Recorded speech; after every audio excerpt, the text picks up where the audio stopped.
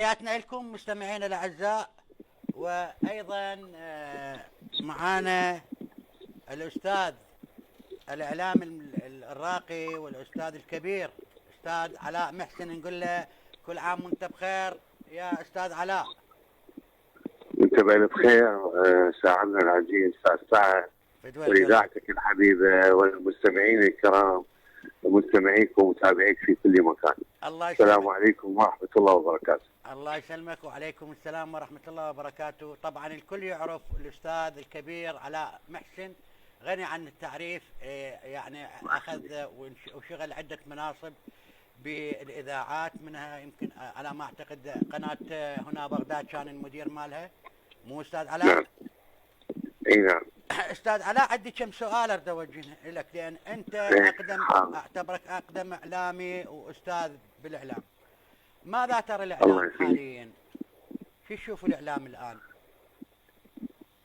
يعني حقيقه هو سؤال كبير هذا. نعم. وواسع جدا والاجابه عليه طول. نعم. الاعلام بهواي اشكال، من ناحيه اولا تعدد الاذاعات. نعم. المسموعه والمرئيه. نعم. وتعدد القنوات الفضائيه. نعم. يعني تدري هذا له جنبتين، أكيد. جنبه سلبيه وجنبه ايجابيه. هسه نريد نحكي بالجنبه الايجابيه انه صار الان تعددت المنابر. نعم. بالاذاعات لدى المستمع العراقي والهواء العراقي، بحيث انه بامكان المستمع المشاركه والاستماع الى الشيء الجيد والجميل. نعم. الجنبه السلبيه كثره الاذاعات، كثر نوعا ما التخبط الاعلامي. يعني اولا الارضيه او البنى التحتيه. نعم. للكوادر الاعلاميه ما عندنا ذاك الوسع الكامل بحيث تستوعب كل هاي الاذاعات. اكيد. فلهذا يمكن دخل لها الطارئ ودخل لها الدخيل ودخل لها بدون قيم وبدون معرفه. نعم. يعني هاي جنبه. نعم.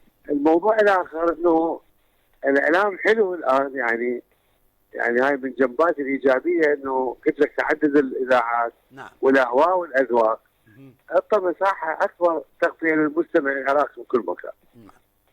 يعني نعم. شوف اكو ناس هسه، هو الاعلام ترى هو رساله. نعم. احنا تعلمنا منكم استاذ علاء هاي الكلمات، انه الاعلام رساله. الاعلام رساله، مو بس رساله عاديه، رساله مقدسه، لان هي الحلقه الوصل ما بين المستمع والمسؤول، او المشاهد والمسؤول.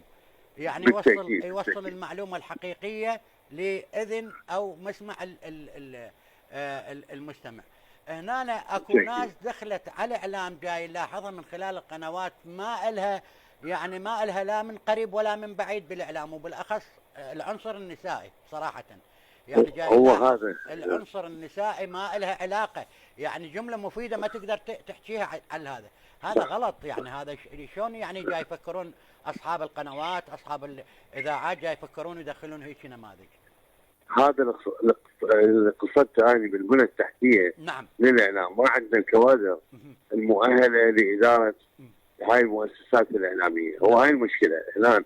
فلهذا اصبحت كلمه الاعلامي تقال من كل هبه ودب. يعني نعم. ماكو ديش المعايير اللي نسند عليها ونرقيه ان يكون اعلامي. نعم.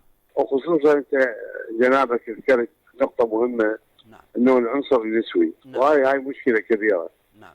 اليوم تعدد وسائل الاتصال الاجتماعي والانفلات بالهواء العراقي وبالضوابط العراقيه اتاحت يعني للكثير انه يعني يجي يكتب براحته وينشر براحته ويطلع صوره براحته. نعم. اصبحوا نجوم في معتقدهم هم نجوم، ولكن هم يعني مجرد فقاعه. نعم. شو وقت ما تفزهم الطب تنتهي. اكيد.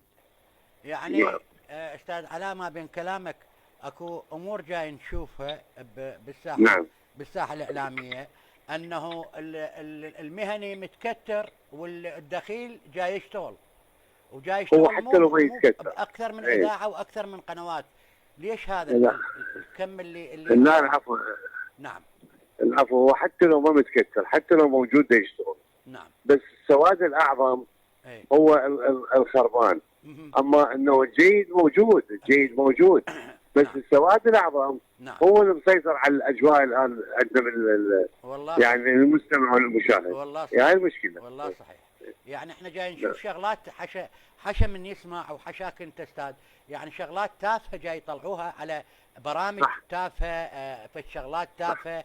يعني والله العظيم احنا من يمنا واحد هيك يعني ياخذ على نفسه، ياخذ على نفسه، لان احنا تعبنا هو يلا صحيح. وصلنا لهذا المكان. استاذ علاء تعب هو سنين عمره كلها هو انت بوزاره الشباب مثل ما بالاعلام تقول يعني ووصل. هذا الراديو والمذياع يعني هو ضيف وياك في البيت، نعم يعني واحد من افراد الاسره. نعم فانت يعني رجل محترم، شلون تقبل واحد من افراد اسرتك يسيء وانت قاعد، وخواته قاعدات والزوجات قاعدات والامهات قاعدات. صعبه حيل. فالراديو هو مثل يعني واحد من ابناء الاسره، يعني اللي قاعدين وياك بالبيت.